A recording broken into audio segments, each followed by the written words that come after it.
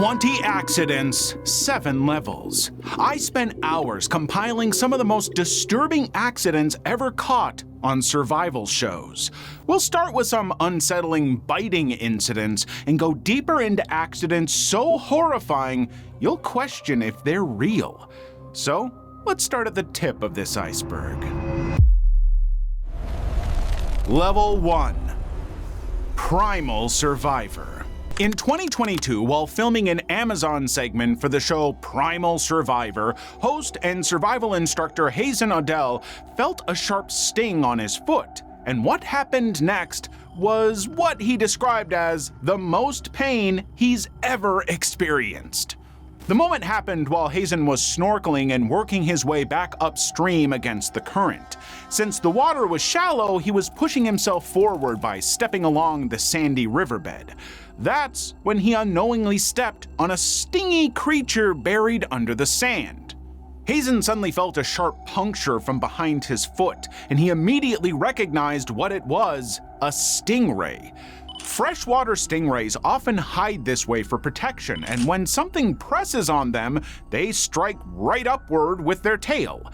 And this one had driven 2 serrated bone barbs into his foot, and each of those barbs was roughly 2 to 3 inches long. The strike injects venom along with mucus from the ray's tail, which causes intense pain and increased risks of infection. Out of everything that's ever happened to me in my life, I will say this is the most pain I've ever experienced in my life. Like, nothing is comfortable. It just feels like the bones of my feet are literally melting. So within minutes, Hazen's wound started bleeding heavily. But instead of stopping it, Hazen intentionally allowed it to bleed. Now, it might seem strange, but letting the wound flush itself can actually help push out venom and mucus. Crew members came over to check the injury and confirmed that no piece of the barb had broken off inside the wound. Unfortunately, about 10 to 30 minutes later, the venom started taking effect. The pain began radiating up his leg while his body started shaking from the intensity of the venom. To manage the pain, the team used hot water. So, thank goodness I have these people around to help. That you can see the slime is still coming out, and the heat helps. It's just a distraction, if anything, from the pain, but... While Hazen rested and treated the wound on site, the injury remained painful for hours. He recovered without lasting damage and later shared the story in behind-the-scenes videos to explain how dangerous hidden river wildlife can be. First and foremost, I love animals. It's why I'm here. I also have to live off the environment and live off of what I know about. So I have a little bit of mixed emotions, just like everything. Fun little fact, I have actually kissed a live stingray's barb for what I was told by a guide was good luck. The unexpected arrow. On day 4 of filming for Alone Season 11, contestant Cubby Hoover was walking through dense Arctic brush near Inuvik when something went wrong with his gear. The season was being filmed inside the Arctic Circle on the remote Gwich'in land. Like every contestant on the show, Cubby had been dropped off alone with only 10 survival items, and one of those was a bow with 10 arrows. There is no camera crew. There's no support system. I'm completely alone. People go in one way and they come out entirely different. This is the most difficult survival challenge in the world. During the first few days, he scouted the area, searched for water, and started building a shelter. By day 4, Cubby was pushing deeper into the woods looking for game. The brush was thick, visibility was maybe 5, and moving through it meant constantly forcing branches aside. And somewhere during that bushwhack, one of the arrows from his quiver slipped loose, and he didn't notice it fall. But seconds later, as he stepped forward, his leg came down directly onto it. The broad head of the razor-sharp hunting tip drove straight into the bend of his right thigh, and the arrow went roughly 4 inches deep.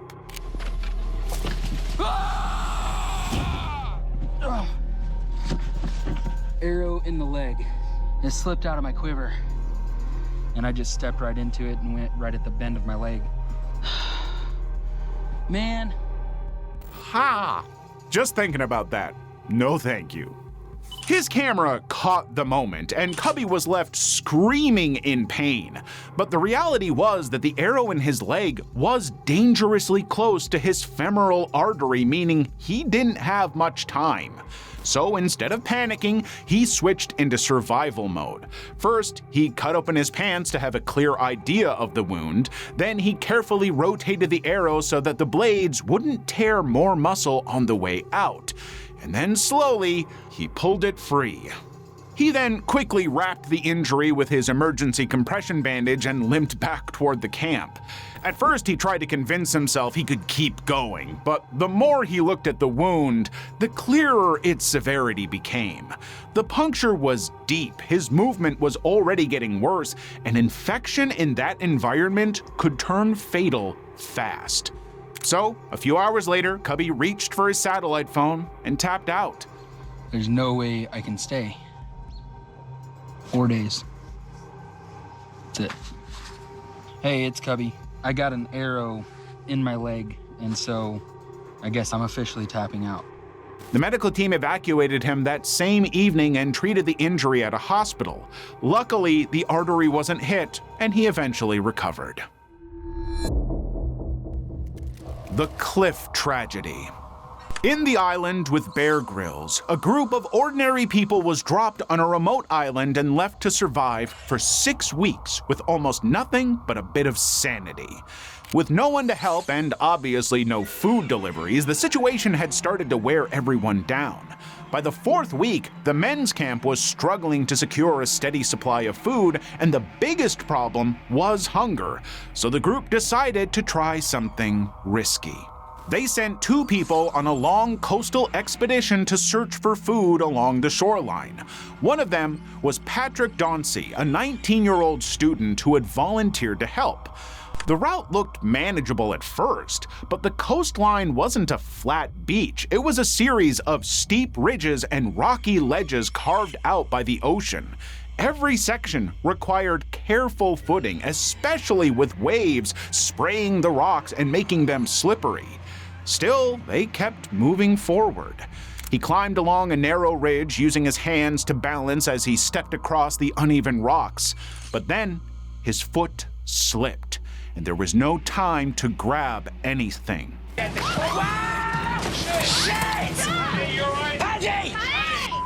One second he was standing on the ridge, the next he dropped straight off the edge roughly 20 to 30 feet into the rocks below. The impact was brutal. He landed flat on his back in a narrow ditch between the rocks. For a moment, everything went quiet. The others above him froze as they stared down, fearing the worst. A fall like that can easily break a neck or spine. And Patrick was barely moving.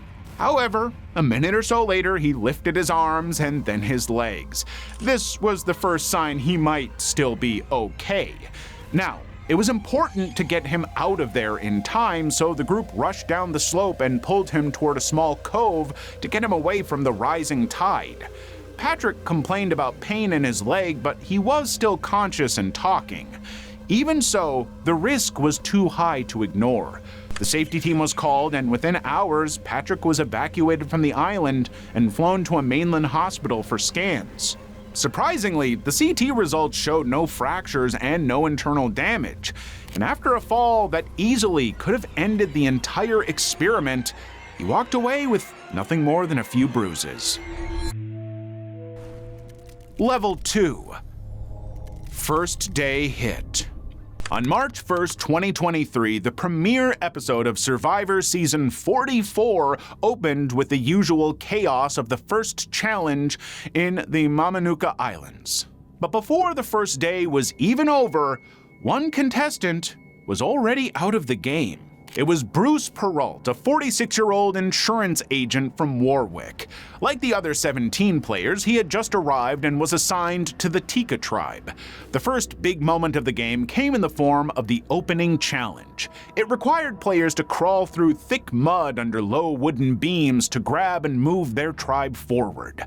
Bruce jumped in without hesitation. As he rushed forward, he dove under one of the wooden beams with full momentum.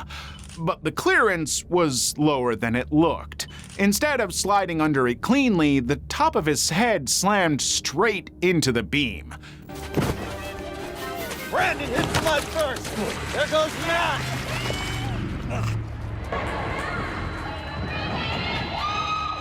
Bruce immediately felt the hit, but in the middle of the challenge, adrenaline took over. He kept moving and finished his part anyway. At first, it seemed like he had just taken a rough knock. Then people noticed the blood. A deep cut had opened on his scalp and blood was pouring down his face.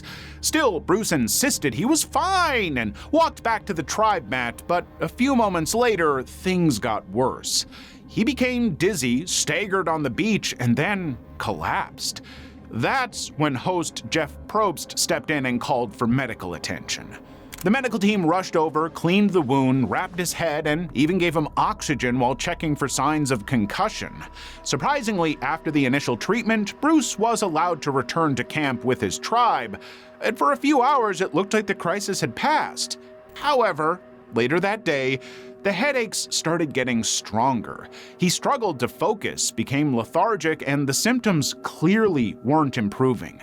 The tribe called the medical team again, and this time, the decision was final. That night, Bruce was pulled from the game and evacuated by boat to a hospital for scans and monitoring. Thankfully, the CT revealed no brain damage or internal bleeding, and doctors confirmed that the symptoms were caused by a concussion. Bruce was treated and monitored until he fully recovered. You know, I got a CT scan, and they determined that everything was perfectly fine. They kept me for observation for about another 6 hours, and then I was able to go back to Ponderosa. However, the story didn't end there. Later, in 2023, Jeff Probst invited Bruce back to compete again on Survivor Season 45, and this time, he actually got to play the game he had waited so long for and finished in 12th place. Come on, Bruce. Us 40-year-olds need to know our limits. Naked and Afraid. For the special 14-day challenge on Naked and Afraid, 2 contestants, Gabrielle Balasone and Jonathan Short, were allowed to bring just one personal tool. Ironically, that survival tool would end up causing the biggest problem. Like every pair on the show, they arrived with almost nothing. Jonathan's personal item was duct tape, while Gabrielle brought a machete that her father had given her, which in the long run did seem like a practical choice. During the first day, the pair managed the basics like fire, a rough shelter, and a plan to improve things. But by the second day, they needed stronger materials, and that meant cutting trees for better support poles. So Gabrielle started swinging the machete, and soon Jonathan switched places with her. And that's when things went south. Now, one important detail is that in the thick outdoor conditions, chopping wood isn't as glamorous as Hollywood has made it seem. The angle, grip, or even a small shift in footing can throw the blade off, and during one swing, the machete slipped. There you go. You're getting some good wax. Damn. You okay, Jonathan? Not good. Instead of striking the wood, the blade came straight down across his own hand, and it sliced deeply through his left thumb and index finger. The cut was so severe that even the bone was visible almost immediately. Blood hit the ground fast, and Jonathan instantly knew something was seriously wrong. He shouted for help while Gabrielle rushed over.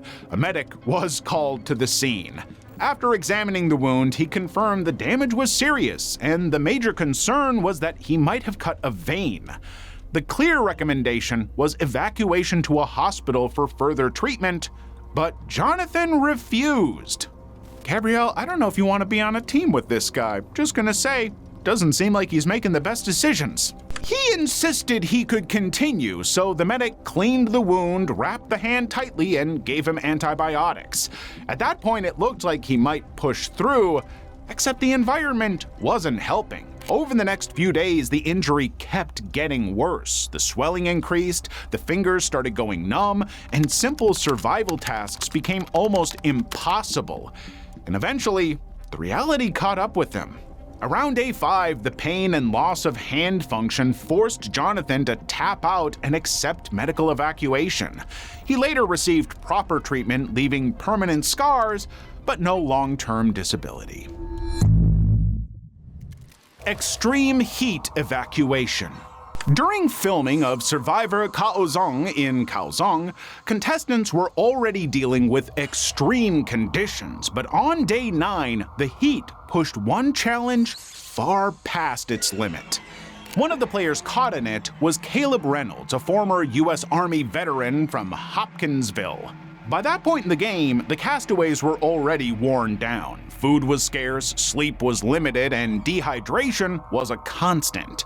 Still, the tribes arrived for a reward challenge that initially looked pretty simple. They had to dig through sand pits, find bags of balls, and carry them through a series of obstacles. However, the problem was the almost unlivable environment.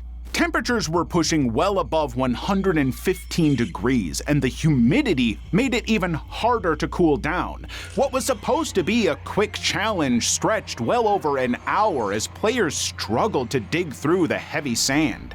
Still, Caleb kept pushing through it. He dug harder, moved faster, and kept going as the heat started catching up to him. Eventually, his tribe managed to win the reward of ice cream and cookies. For a moment, it looked like the effort had paid off, but then things went south. Just minutes after the challenge ended, Caleb suddenly collapsed into the sand. At first, people thought he had simply passed out from exhaustion, but within seconds, it became clear this was something far worse. Jeff Probst immediately called for medical help as Caleb lay on the ground, barely responsive. And this is where the situation escalated fast. His skin began turning purple and his body temperature spiked to around 107 degrees, which is a level doctors generally consider life-threatening. He was struggling to respond while the medical team rushed in with oxygen, ice packs, and IV fluids. During all of this, 2 other contestants, Debbie Weiner and Sydney Gillen, also collapsed nearby from the heat, turning the challenge area into an emergency treatment zone. Doctors worked quickly to stabilize all 3 contestants, but Caleb's heat stroke was too severe for him to remain in the game. Shortly after, he was airlifted by helicopter to a hospital in Phnom Penh, where he was kept in the ICU for 5 days. However, he did recover with no permanent damage and returned for the Survivors Game Changers Season 34, getting placed 15th. Level 3.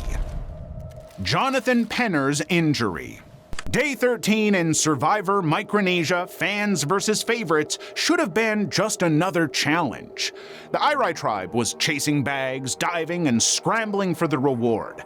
But in one sudden moment, actor Jonathan Penner's game changed forever. It was the cat and mouse challenge, where contestants had to chase, tackle, and secure maximum bags to earn a barbecue reward. Jonathan lunged for a bag in the water and instantly felt a sharp puncture ripping into his knee. He tried to push through the pain with adrenaline, carrying him to finish his turn, and his tribe celebrated, but Jonathan knew something wasn't right.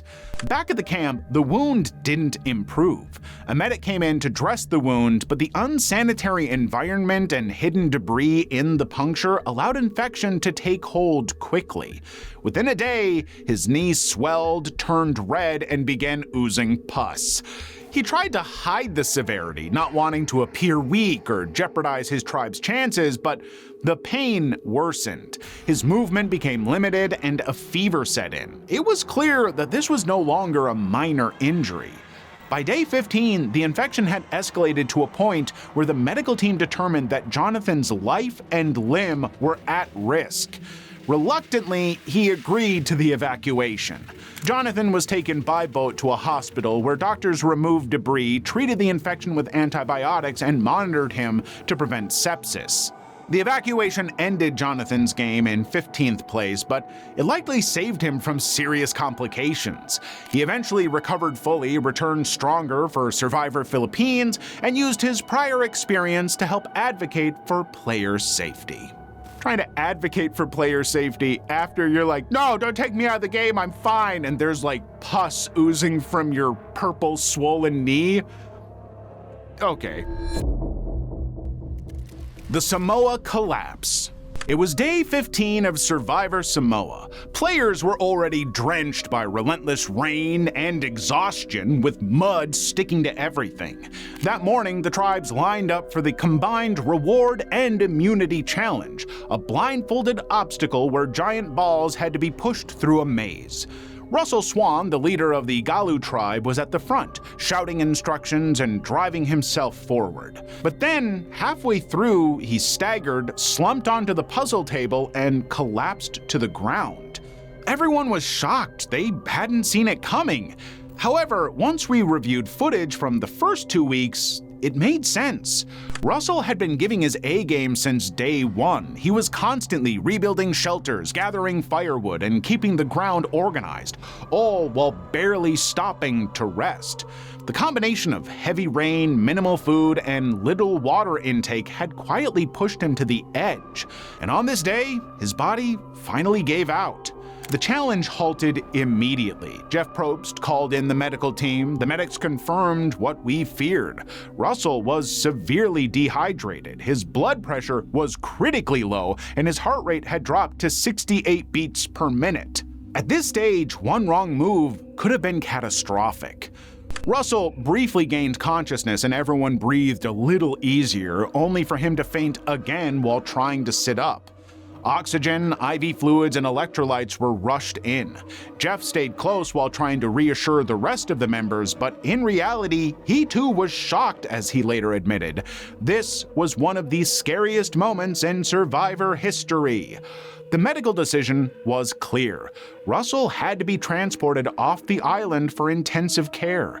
Over the following days, fluid and rest stabilized him, and he eventually made a full recovery.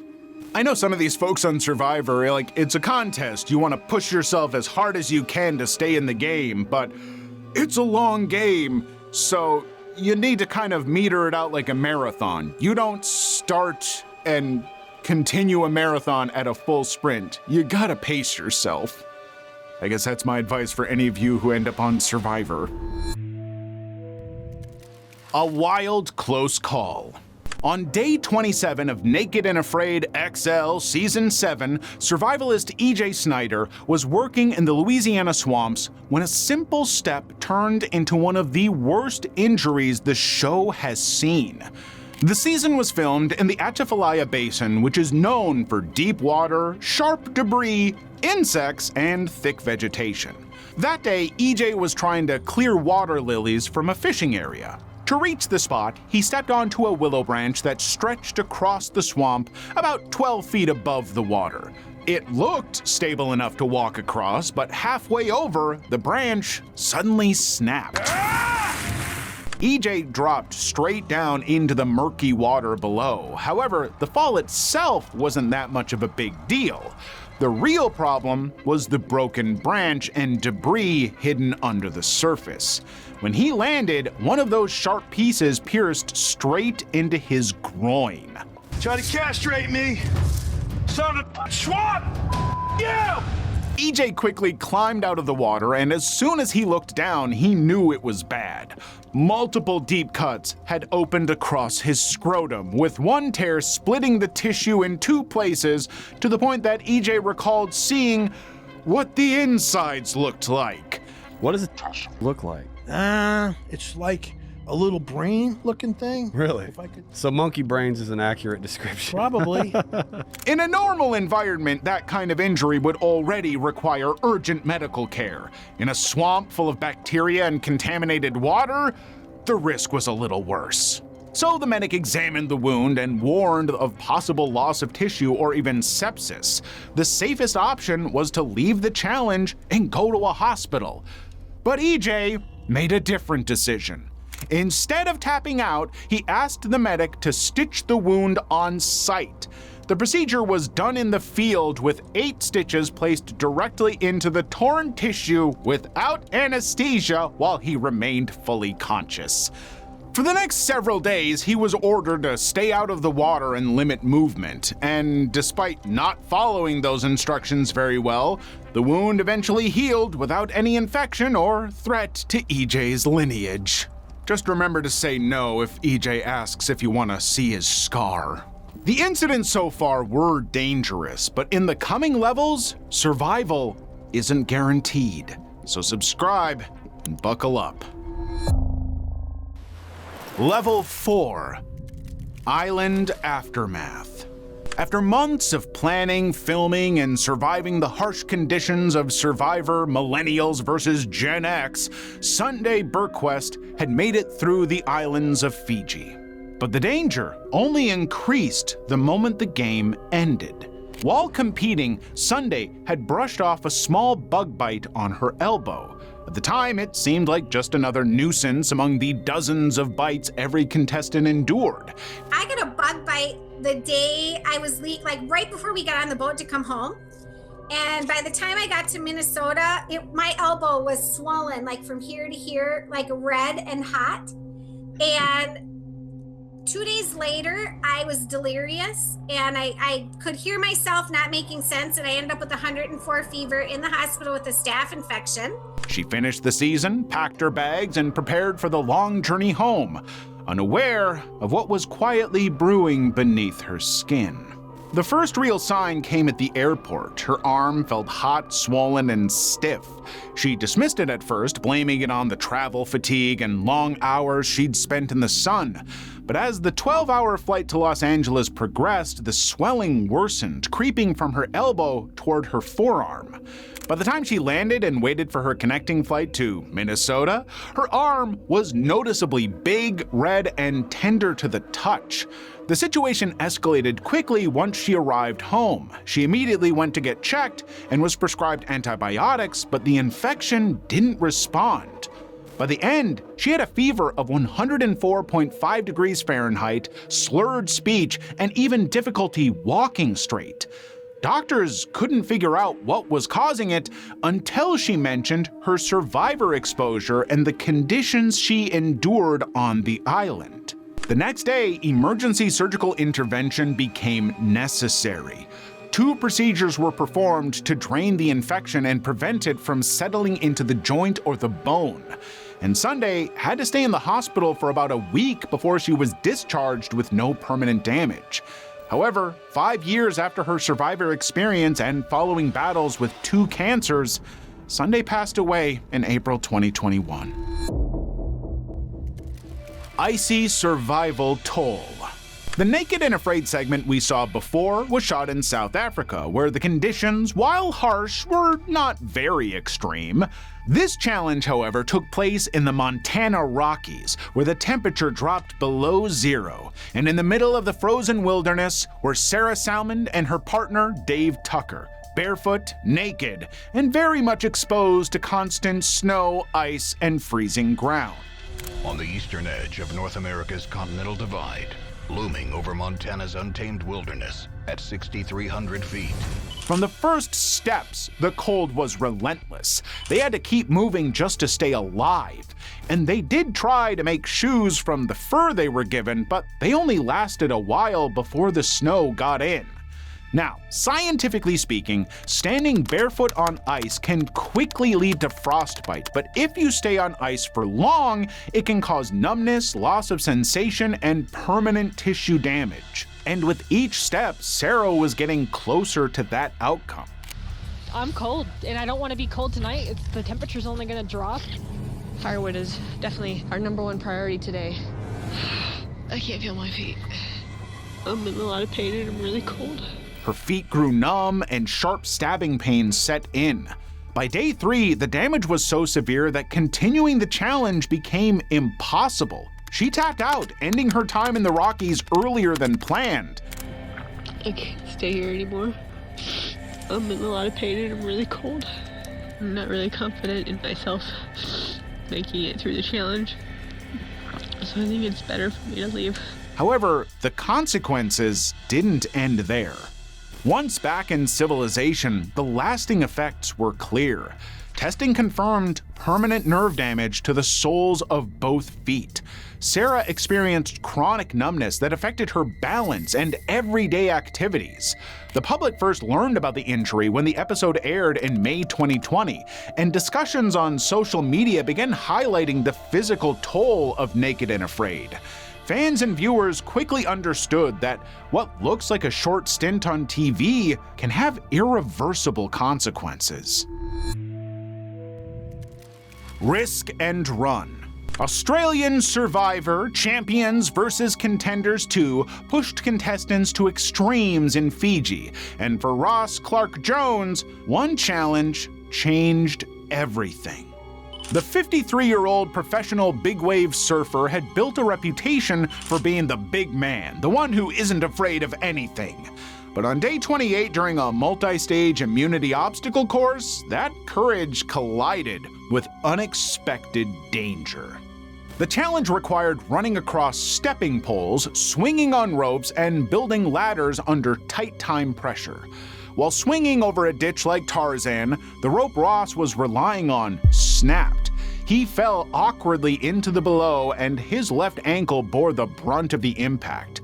Screams echoed across the course. Stop! All right, stop the challenge. Medic. Take him off. Okay. Going to take him off the playing field. We're going to go and have him examined properly. On-site medics rushed in, confirming severe swelling and a possible fracture with ligament disruption.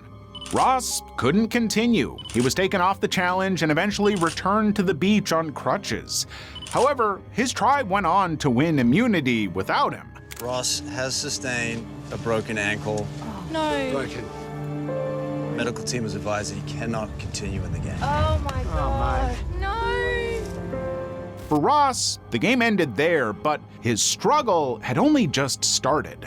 Once back in Australia, surgery was required to stabilize the ankle with pins. It was followed by months in a moon boot and intensive physiotherapy.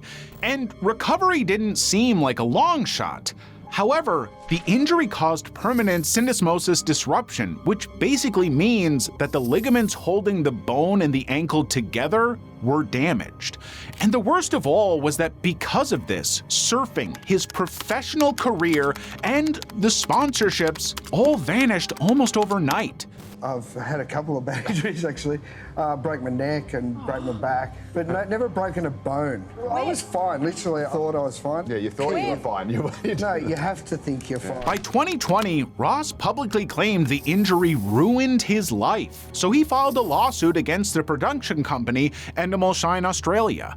The case settled out of court in 2022, though we believe no settlement can ever erase the lasting effects of the injury. Level 5. Survivorman Crash. In July 2015, Les Stroud was traveling across the Mongolian grasslands after nearly 10 hours of non-stop off-roading when his journey came to a sudden halt for a reason no one expected. The trip was part of filming for Survivorman. Les and the small crew are moving through extremely remote terrain in a caravan of 4 vehicles heading toward a new film location. The roads were rough and mostly unmarked, so long stretches of slow, exhausting driving were normal. But late in the journey, one of the Land Cruisers hit trouble. And it was a bizarre time to begin with. I think it was a national holiday, so every single vehicle was rented. It was a weird time. So we picked up this Land Cruiser, and right away it's like something's wrong with the steering wheel, right? So at roughly 50 miles per hour, the vehicle suddenly skidded sideways across the ground. According to Les, it slid for about 25 feet before rolling over twice. Camera gear and backpacks flew across the cabin while the vehicle flipped, and when it finally stopped, the car had landed upright again. For those inside the vehicle, the first response was to check for injury. Les immediately tried moving his fingers and toes to confirm his spine wasn't damaged. That was the first relief, but he was still in serious pain. The crew doctor examined him at the scene and quickly found multiple injuries. Both his shoulders had been dislocated, which the doctor popped back into place right there. He also had 3 broken ribs, torn chest muscles, and a concussion. I never seen anything like that before in my life. So all I saw was the glass coming at my face, and I thought, my shoulder or my head? It was when we first hit, because it was a hard hit. Bam. However, the biggest blow was yet to come. Later scans showed a punctured and partially collapsed lung.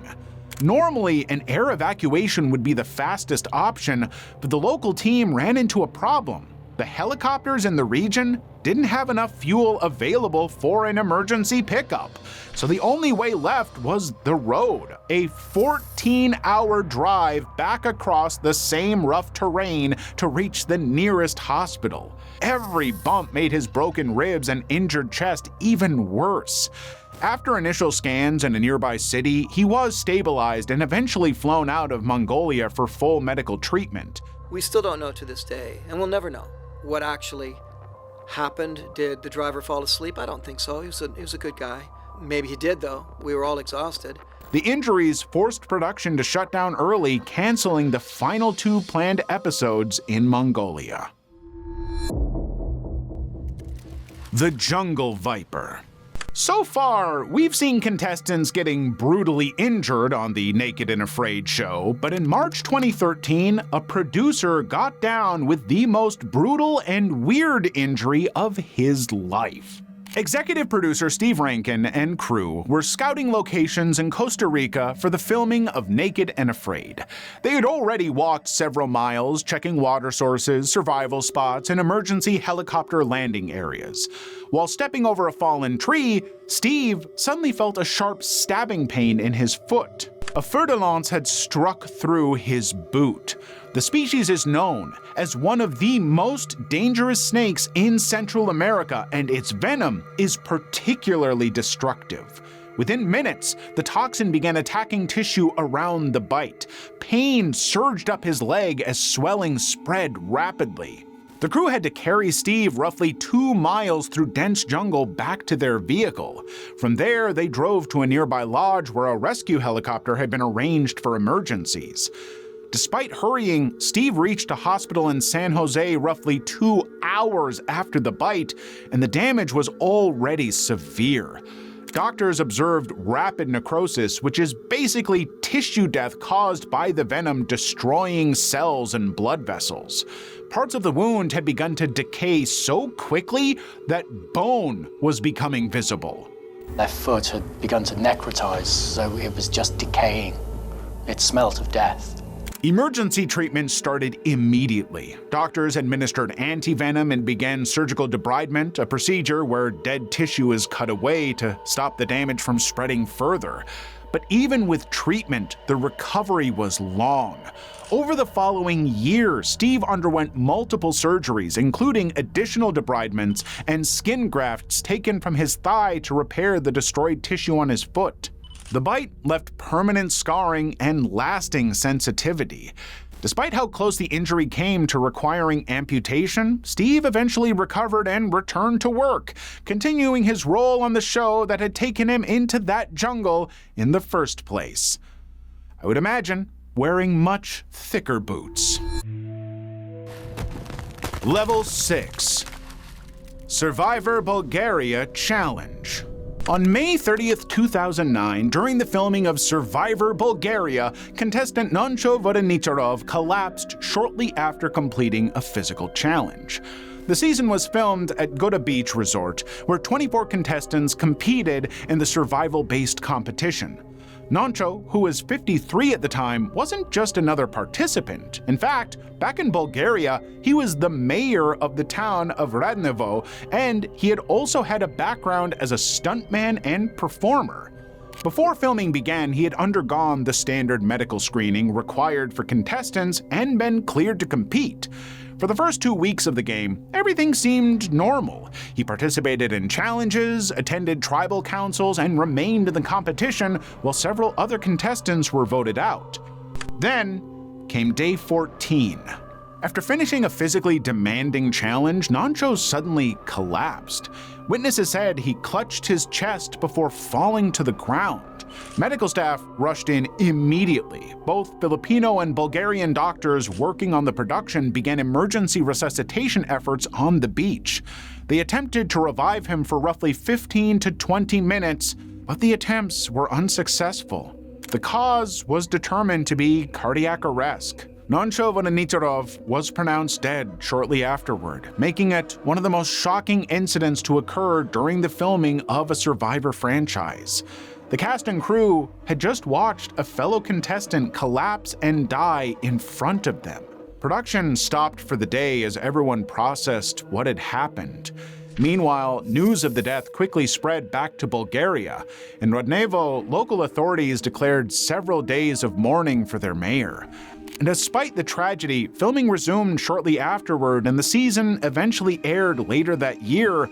However, once it was released, the backlash was intense. Viewers were appalled at the fact that the show's production not only continued filming, but also broadcast the death of a man on TV. The decision sparked debates about the ethics and safety standards of reality TV and left a lasting mark on the Survivor franchise and its global audience. Chase Me. It was just after 1:45 a.m. in Ningbo, China, when things went horribly wrong on the set of Chase Me. Godfrey Gao, the 35-year-old Taiwanese-Canadian actor and model, had been running non-stop through an obstacle course as part of the show's intense nighttime challenge. He had already been filming for up to 17 hours straight. In the middle of the run, Godfrey slowed and muttered, "I can't keep going," and then he collapsed. The cameras kept rolling as crew members and on-set medics rushed to his side, and the chaos immediately unfolded in real time. Despite their efforts, he was unresponsive. Medics worked tirelessly for nearly 3 hours performing CPR and other emergency interventions before he was transported to a nearby hospital. And there, he was pronounced dead at around 4:45 a.m. from sudden cardiac arrest. At 35, in peak physical condition, the death stunned everyone, especially the cast members who witnessed it firsthand. And the immediate aftermath was chaos. Shaoshong Television and Godfrey's agency, Jetstar Entertainment, quickly issued statements expressing sorrow and acknowledging the cardiac arrest. Restricted footage of the collapse leaked online, and social media erupted with grief and outrage. Many criticized the show's extreme production schedule and late-night physical demands, pointing out that filming conditions had pushed contestants far beyond safe limits.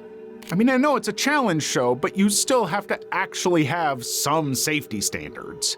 Godfrey's body was taken back to Taiwan after embalming in Hangzhou, and a private Buddhist funeral was held in mid-December 2019.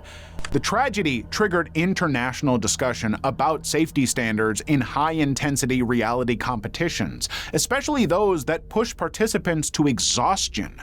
While no lawsuits or formal investigations were reported, the incident forced producers and audiences to reconsider how far reality competitions could push human limits. The ocean's deadliest. It's level 6, and we're back with stingrays again. It feels like a full circle moment, only that this time, the outcome was very different. On September 4th, 2006, at Bat Reef off the coast of Queensland, Australia, Steve Irwin, the 44-year-old wildlife expert known globally as the Crocodile Hunter, was filming a short underwater segment for Ocean's Deadliest. He and cameraman Justin Lyons were observing a short-tailed stingray in shallow water when the unexpected happened. Steve tried to approach the stingray from behind, but the animal felt threatened by his presence and reacted defensively. Its venomous, serrated tail barb struck Steve in the chest, delivering fatal trauma within seconds. The attack was so rapid and powerful that it punctured his heart and lungs. Immediate blood loss and cardiac arrest followed, and the crew was left in shock. They quickly pulled Steve to the inflatable boat, but in the process, Steve inadvertently worsened the bleeding by removing the barb himself. As he grew unresponsive, crew members performed CPR while a nearby nurse, Enid Trail, arrived to help with a defibrillator and resuscitation. Despite their efforts, Steve's condition remained the same. And then, merely minutes after the attack, at around 12:53 p.m., he was pronounced dead. News of Steve's death spread worldwide, leaving fans, media, and conservationists in shock. Terry Irwin and their children, Bindi and Robert, were devastated, and the footage Justin captured was destroyed at the family's request.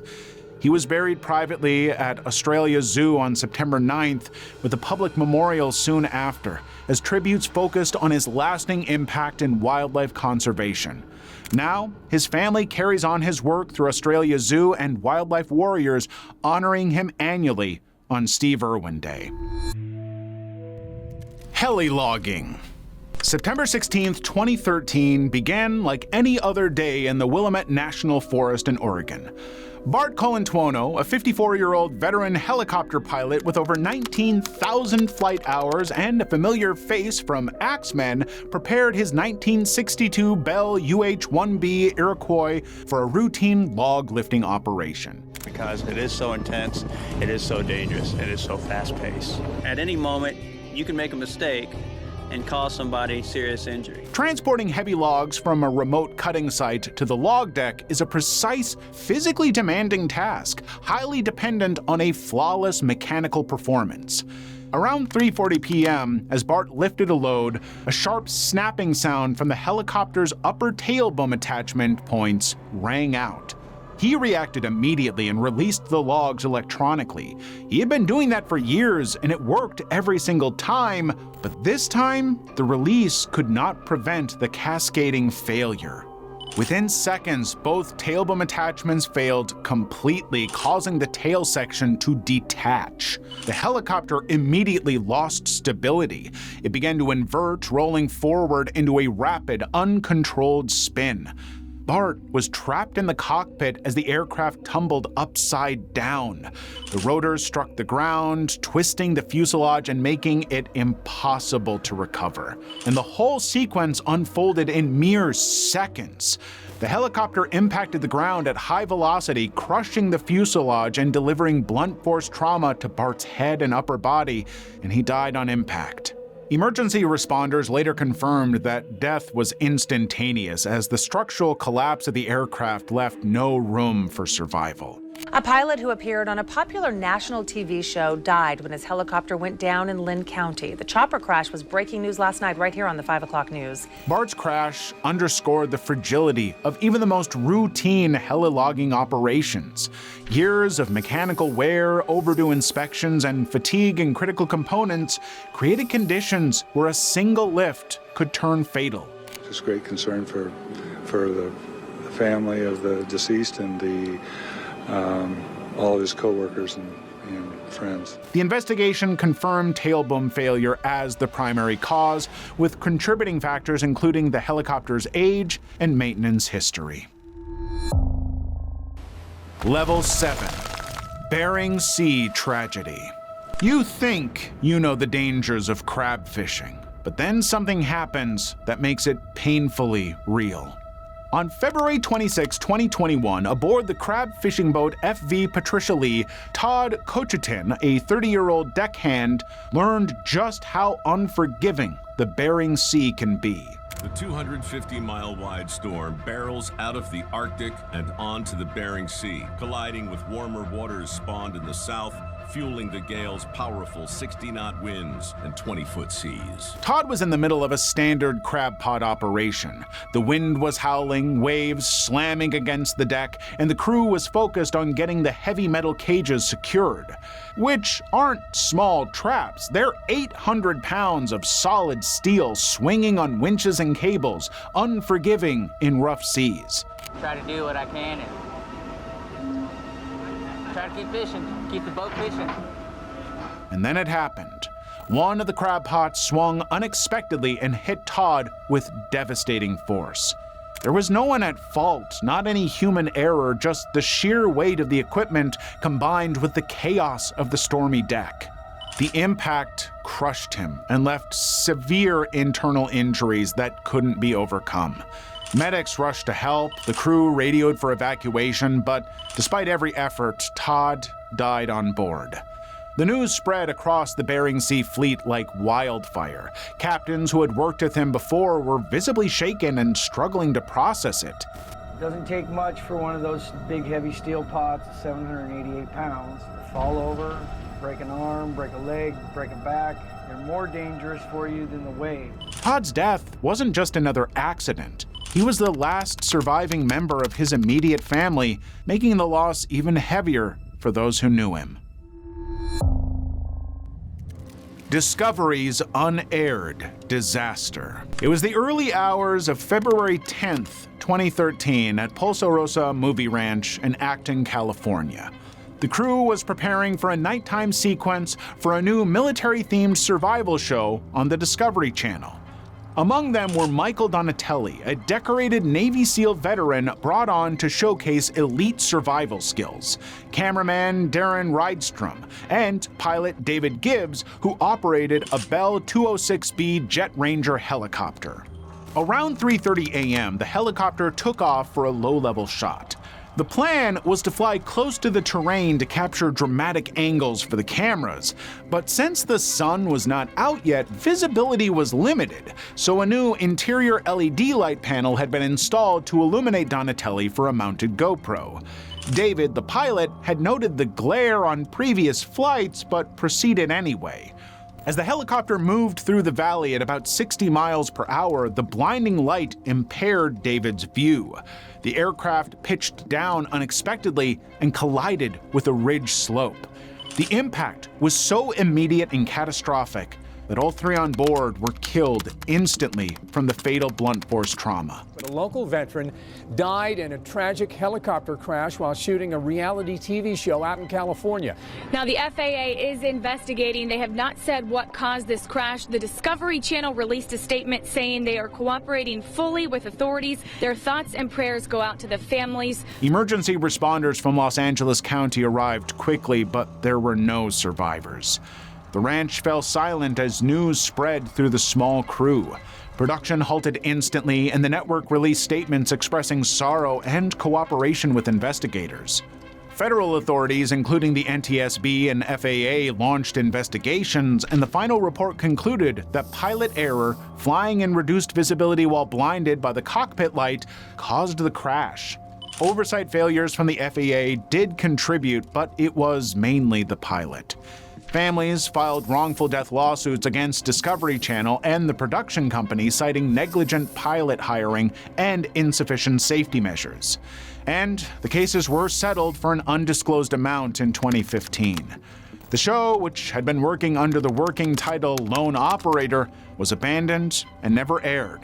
Mom was telling me the other day that she was worried every time the doorbell rang that they were going to come and tell her, something happened to Michael. My husband was the best thing God ever put on this earth.